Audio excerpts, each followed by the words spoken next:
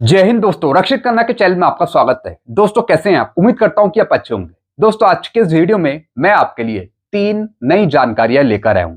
कौन सी 3 जानकारियां मैं आपको देने वाला हूं? सबसे पहले मैं आपको उसकी जानकारी दे देता हूं। सबसे पहली जानकारी मैं आपको दूंगा, स्टेट बैंक ऑफ इंडिया ने पर्सनल एक्सीडेंटल इंश्योरेंस की राशि 1 करोड़ रुपए जारी की। जी हां दोस्तों, एसबीआई की तरफ से 1 करोड़ रुपए का सैंक्शन लेटर दिया गया। किसे दिया गया? कर्मचारी की वाइफ को, स्पाउस को, या फिर परिवार वालों को। जैसा आपको पता है, अगर कर्मचारी की मृत्यु हो जाती है एक्सीडेंट से, दुर्घटना में मृत्यु हो जाती है, तो फिर इंश्योरेंस कवर दिया जाता है बैंक की तरफ से। चाहे आपका कोई सा भी बैंक हो, बैंक आपको इंश्योरेंस कवर प्रोवाइड करता है फैमिली मेंबर को जो नॉमिनी होगा। ऐसे दोस्तों एसबीआई की तरफ से 1 करोड़ रुपए सैंक्शन करे गए हैं। सैंक्शन लेटर आया है। किसको दिए गए हैं 1 करोड़ रुपए? सैंक्शन लेटर दिखाकर आगे समझाऊंगा। फिर मैं आपको बताऊंगा जो आपका नॉर्मल अकाउंट है उसे कन्वर्ट करना बहुत जरूरी है पेंशन अकाउंट में या फिर सैलरी पैकेज अकाउंट में, ताकि आपके मरने के बाद राशि दी जा सके फैमिली मेंबर को या फिर वाइफ को। पूरी जानकारी आगे दूंगा एक सैंक्शन लेटर दिखाकर, वो भी 1 करोड़ रुपए का। किसे दिए गए? फिर एक और मैं आपको जानकारी दूंगा, कर्मचारी लीडर डॉक्टर मनजीत सिंह पटेल का मैसेज आया डीएडीआर 60% पे। जी हां दोस्तों, एक मैसेज जारी करा गया है डॉक्टर मनजीत सिंह पटेल ने डीएडीआर 60% पे। जैसे कि दोस्तों आप पीछे थंबनेल में देख रहे हैं, लिखा हुआ है डीएडीआर की घोषणा हो गई कैबिनेट मीटिंग। जी हां दोस्तों, जैसा आपको पता है सुबह मैंने एक वीडियो बनाया था जिसमें मैंने आपको बताया था कि आज कैबिनेट मीटिंग होनी है। तो दोस्तों क्या आज कैबिनेट मीटिंग में आपका डीएडीआर 60% अप्रूव हुआ या नहीं हुआ, इस पर बातचीत करेंगे। क्या बढ़ गया आपका डीएडीआर 2%, इस पर बातचीत करेंगे। आ गया मैसेज डीए 60% पे। जब डॉक्टर मनजीत सिंह पटेल ने एक मैसेज किया है जो मैं आपको आगे समझाना चाहूंगा मैसेज दिखाकर।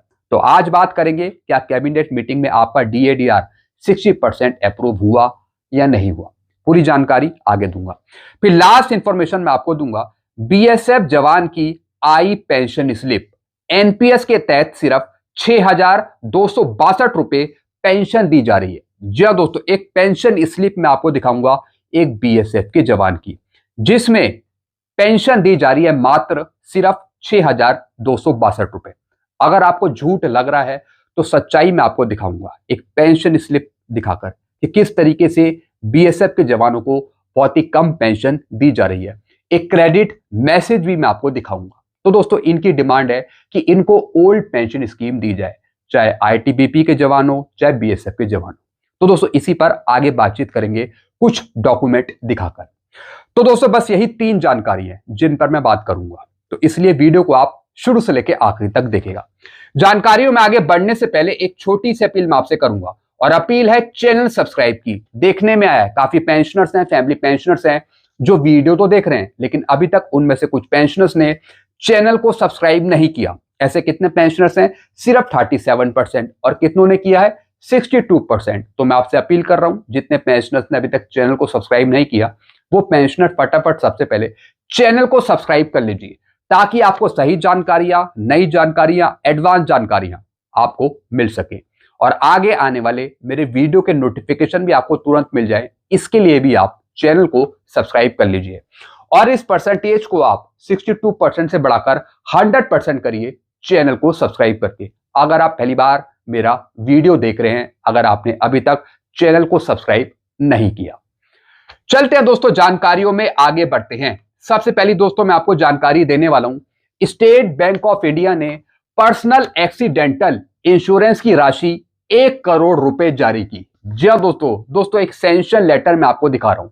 यह सैंक्शन लेटर है स्टेट बैंक ऑफ इंडिया का। जी हां दोस्तों, रेलवे स्टेशन ब्रांच जो एसबीआई है उनके द्वारा एक सैंक्शन लेटर जारी करा है 1 करोड़ रुपए का। अब इसमें लिखा क्या है यह मैं आपको समझाता हूं। A personal accidental insurance of late Shri under SBI railway salary package of rupees 1 crore रुपए। जी हां दोस्तों, 1 करोड़ रुपए का यह सैंक्शन लेटर है, यानी नॉमिनी को 1 करोड़ रुपए दिए जाएंगे, क्योंकि जो इनके पति थे, कर्मचारी थे, वो एक्सीडेंट के दौरान मारे गए, दुर्घटना में उनकी मृत्यु हो गई। तो दोस्तों एक्सीडेंटल इंश्योरेंस कवर है जो नॉमिनी को दिया जाता है। जी हाँ दोस्तों, अगर आप जवान हैं, कर्मचारी हैं, अगर आपकी मृत्यु एक्सीडेंट के दौरान होती है तो दोस्तों ये पैसा दिया जाता है बैंकों की तरफ से, जो बैंक्स आपको स्कीम प्रोवाइड करती है। लेकिन शर्त इसमें होती है कि जो आपका नॉर्मल अकाउंट है वो कन्वर्ट होना चाहिए सैलरी पैकेज अकाउंट में या फिर पेंशन डीएसपी अकाउंट में। तो दोस्तों इसमें यही लिखा है, क्या लिखा है, 1 करोड़ रुपए has been sanction on 10 June 2025 in the name of nominee. यहां पे नाम लिखा है नॉमिनी का, यानी इनकी वाइफ का। This personal accidental insurance has been sanction under the benefit available under SBI railway salary package scheme. जी हाँ दोस्तों, यानी कि इन कर्मचारी का जो नॉर्मल अकाउंट है उसे कन्वर्ट करना है किसमें, SBI railway salary package scheme में। जी हाँ दोस्तों, जो नॉर्मल अकाउंट है अगर वो सैलरी पैकेज स्कीम में कन्वर्ट होगा तभी ये बेनिफिट मिलेगा वाइफ को या फिर परिवार को।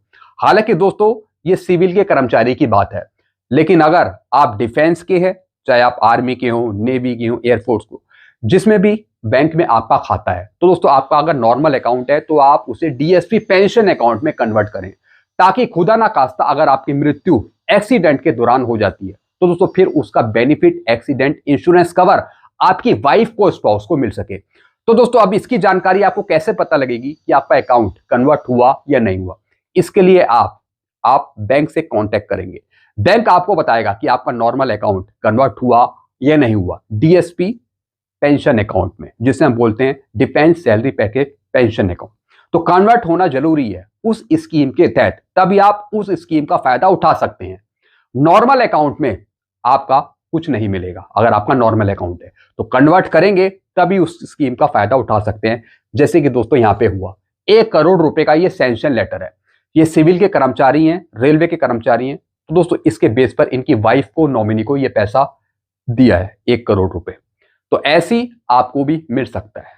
तो खुदा ना खास्ता अगर आपकी मृत्यु हो जाए किसी एक्सीडेंट में तो ये बेनिफिट आपके परिवार वाले उठा सकते हैं। तो दोस्तों ये जानकारी मैं आपको दी है, कुछ और पूछना हो तो आप नीचे कमेंट कर सकते हैं। चलते हैं दोस्तों अगली जानकारी की तरफ। अगली जानकारी है, कर्मचारी लीडर डॉक्टर मंजीत सिंह पटेल का मैसेज आया, डीएडीआर 60% की घोषणा का इंतजार कर रहे पेंशनर्स कर्मचारियों के लिए। जी हाँ दोस्तों एक मैसेज जारी करा गया है डॉक्टर मंजीत सिंह पटेल ने। पहले मैं आपको यह मैसेज समझाऊंगा, फिर बात करेंगे आज हुई कैबिनेट मीटिंग के बारे में। डॉक्टर मंजीत सिंह का दोस्तों ये मैसेज है, देश भर के कर्मचारी और पेंशनर्स जनवरी से बढ़ने वाले डीए का इंतजार कर रहे हैं। ऐसा पहले कभी नहीं हुआ जब इतनी देरी हुई डीए अनाउंसमेंट करने में।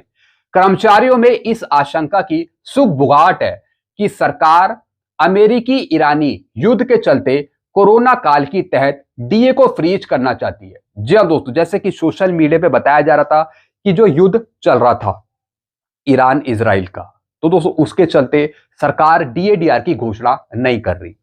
तो दोस्तों यहां पर इन्होंने यही बताया कि कहीं ना कहीं सरकार डीएडीआर आपका फ्रीज कर सकती है, किसके चलते, युद्ध के चलते।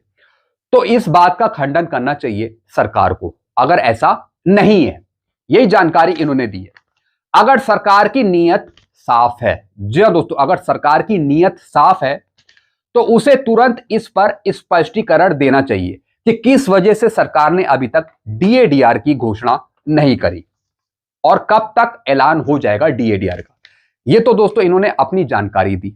अब मैं आपको बता रहा हूं कि जो आज कैबिनेट मीटिंग हुई है उसमें क्या आपका डीएडीआर अप्रूव हुआ या नहीं हुआ, या फिर कैबिनेट मीटिंग हुई या नहीं हुई। दोस्तों आज कैबिनेट मीटिंग हुई है। जी हाँ दोस्तों, आज कैबिनेट मीटिंग हुई है, लेकिन उसमें आपका डीएडीआर अप्रूव नहीं करा गया। आज कैबिनेट मीटिंग में कुछ और घोषणाएं करी गई हैं, जैसे कि केंद्रीय मंत्रिमंडल ने जयपुर मेट्रो परियोजना के दूसरे चरण को स्वीकृति दी। जी हाँ दोस्तों, कुछ और चीजें यहां पे मंजूर करी गई हैं कैबिनेट मीटिंग में, जैसे कि जयपुर मेट्रो परियोजना के दूसरे चरण को यहां पे मंजूरी दी। फिर केंद्रीय मंत्रिमंडल ने खरीफ सीजन 2026 के लिए फॉस्फेट और पोटेशियम उर्वरकों पर पोषक तत्व आधारित सब्सिडी दरों को मंजूरी दी। यानी आज भी कैबिनेट मीटिंग में डीएडीआर की घोषणा नहीं हो सकी। जो दूसरे काम थे, दूसरी चीजों पर यहां पे मंजूरी मिली है। तो दोस्तों सरकार अभी कुछ और लेट करना चाह रही है डीएडीआर में। जी हां दोस्तों, आज भी कैबिनेट मीटिंग में आपका डीएडीआर अप्रूव नहीं हुआ। तो दोस्तों मनजीत सिंह पटेल ने बिल्कुल सही लिखा है कि अगर सरकार की नीयत साफ है, अगर सरकार की नीयत साफ है तो सरकार खुद ही बताए कि अभी तक डीएडीआर सरकार आपका अप्रूव क्यों नहीं कर रही और कब तक ऐलान कर देगी। तो दोस्तों मैंने आपको बताया कि 15 तारीख से पहले पहले आपका डीएडीआर अप्रूव हो जाना चाहिए सरकार के द्वारा। अगर नहीं होता तो दोस्तों फिर आप मान सकते हैं कि आपको फिर अप्रैल की पेंशन पुराने रेट से मिल सकती है। अप्रैल की पेंशन आपको मिलेगी तो, लेकिन बढ़ नहीं पाएगी, क्योंकि जब घोषणा बाद में होगी, लेटर बाद में आएगा, तो फिर आपकी पेंशन में फिर 58% ही डीएडीआर देखने को मिलेगा। तो 3 महीने का जो आपका एरियर है वो भी दोस्तों फिर आपको लेट ही मिल पाएगा। फिर दोस्तों वो पैसा कहीं 4 महीने का ना बन जाए, 4 महीने का अगर लेट लतीफी होती है। तो दोस्तों आज भी आपका डीएडीआर अप्रूव नहीं हुआ। आज मीटिंग हुई है कैबिनेट की, लेकिन डीएडीआर आज भी आपका अप्रूव नहीं हो सका। देखते हैं दोस्तों अगली मीटिंग में आपका डीएडीआर अप्रूव होता है या नहीं होता। तो दोस्तों ये मैंने आपको अपडेट दी है। कुछ पेंशनर्स पूछ रहे थे कि सर आपने जो वीडियो बनाया था सुबह उसमें कुछ अपडेट दीजिए कि आज कैबिनेट मीटिंग हुई नहीं हुई, डीएडीआर अप्रूव हुआ ये नहीं हुआ। तो मैंने आपको एक छोटी सी अपडेट दे दी, आज भी आपका डीएडीआर अप्रूव नहीं करा गया। फिर दोस्तों चलते हैं अगली जानकारी की तरफ। लास्ट इंफॉर्मेशन मैं आपको दूंगा, बीएसएफ जवान की आई पेंशन स्लिप। एनपीएस के तहत सिर्फ 6,262 रुपए पेंशन दी जा रही है एसबीआई लाइफ इंश्योरेंस से। जी हां दोस्तों एक पेंशन स्लिप मैं आपको दिखा रहा हूं, साथ ही साथ दोस्तों एक मैसेज भी मैं आपको दिखा रहा हूं। यदि आपको सोशल मीडिया पर बीएसएफ जवानों की एनपीएस के तहत नाम मात्र पेंशन के दावों पर भरोसा नहीं हो रहा, तो आज आपको बीएसएफ के एक जवान के पेंशन संबंधी अधिकृत दस्तावेजों को दिखा रहा हूं, जिसमें एसबीआई में एन्युटी के दस्तावेज के साथ उन जवान के खाते में क्रेडिट हुई पेंशन है, जिसका स्क्रीनशॉट आप देख सकते हैं। जवान ने अपनी पूरी जवानी देश की सुरक्षा में न्योछावर कर दी। जी हां दोस्तों, हम यहां पे मैसेज जारी करा है और बताया कि जवान ने पूरी जवानी देश की सुरक्षा में न्योछावर कर दी, लेकिन बुढ़ापे में जीवन यापन करने के लिए मात्र 6,262 रुपए पेंशन दिए जा रहे हैं। जी हां दोस्तों, और साथ ही साथ दोस्तों इसमें कोई डीएनएस रिलीफ भी नहीं मिलेगा। जो एनपीएस से पेंशन ले रहे हैं उनकी पेंशन में कोई डीएडीआर मौजूद नहीं है। नाम मात्र की सिर्फ 6,262 रुपए पेंशन दी जा रही है। और दोस्तों ये मैसेज है एसबीआई लाइफ इंश्योरेंस का, यानी जहां से इन्होंने पेंशन स्कीम चुनी, सिर्फ 6,262 रुपए यहां पे दिए जा रहे हैं। तो दोस्तों आप यहां पे ये पेंशन स्लिप देख सकते हैं, इनकी डिटेल देख सकते हैं। साथ ही साथ इसके बेस पर ये क्रेडिट मैसेज है जो 6,262 रुपए मिले पेंशन के रूप में। तो कहीं ना कहीं इनके साथ अन्याय है, जो ओल्ड पेंशन स्कीम का फायदा नहीं ले रहे, एनपीएस इनको दिया जा रहा है, इनको मिलना चाहिए ओल्ड पेंशन स्कीम। तो दोस्तों यही डिमांड काफी सालों से उठ रही है कि जो 2004 के बाद अपॉइंट करे गए हैं, चाहे वो आईटीबीपी के जवान हो, बीएसएफ के जवान हो, सीएपीएफ के जवान हो, सीआरपीएफ के जवान हो, उनको ओल्ड पेंशन स्कीम का फायदा दिया जाए, ना कि एनपीएस के तहत सिर्फ 6,000, 5,000 या फिर 8,000 रुपए पेंशन। तो दोस्तों इतनी पेंशन से आजकल क्या गुजारा होता है, बहुत ही कम पेंशन है। तो दोस्तों इन सब चीज को देखना चाहिए सरकार को और डायरेक्ट ओल्ड पेंशन स्कीम इनके लिए लागू करनी चाहिए, ऐसी हम उम्मीद कर सकते हैं। तो दोस्तों ये कुछ जानकारियां थी जो मैंने आपको दी, ऐसी जानकारियां आगे भी आपको मिलती रहेंगी। बाकी आप अपने सुझाव विचार कमेंट कर सकते हैं। वीडियो आपको पसंद आए तो वीडियो को आप लाइक कर सकते हैं और चैनल को आप सब्सक्राइब करना मत भूलिएगा। चैनल का नाम है रक्षित खन्ना और वीडियो को आप जरूर हाइप कर दीजिएगा। Thank you so much.